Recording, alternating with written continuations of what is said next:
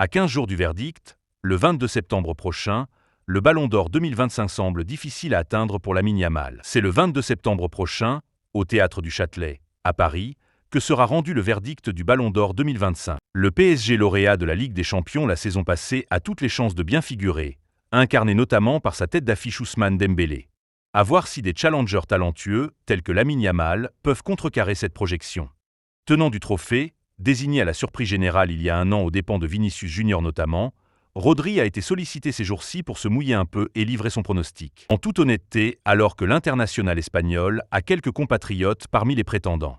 Pedri, Fabian Ruiz et Lamine Yamal, par exemple.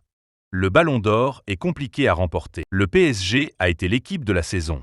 Et il serait difficile de ne pas le donner à quelqu'un de cette équipe. Je suis content pour Luis Enrique et Fabian Ruiz et d'autres là-bas. Par sympathie, évidemment j'aimerais que Lamine Yamal ou Pedri le remportent. Mais sur le plan du mérite sportif, ce serait probablement Dembélé ou Vitinha. Dixit l'ancien Citizen, bien plus importante que le Ballon d'Or, qui était une bouffée d'air frais dans une période très difficile. Je veux rester le même joueur et retrouver mon niveau d'avant. Je suis content de cette reconnaissance, mais elle ne me sert à rien.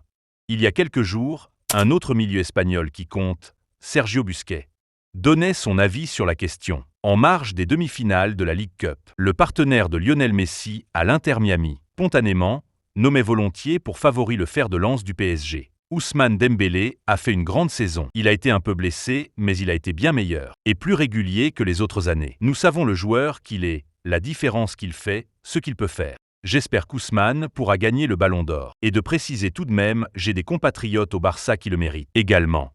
Mais je ne sais pas ce que ceux qui votent vont décider, et ce qui va prévaloir, notamment le fait d'avoir gagné un titre, aussi important que la Ligue des Champions.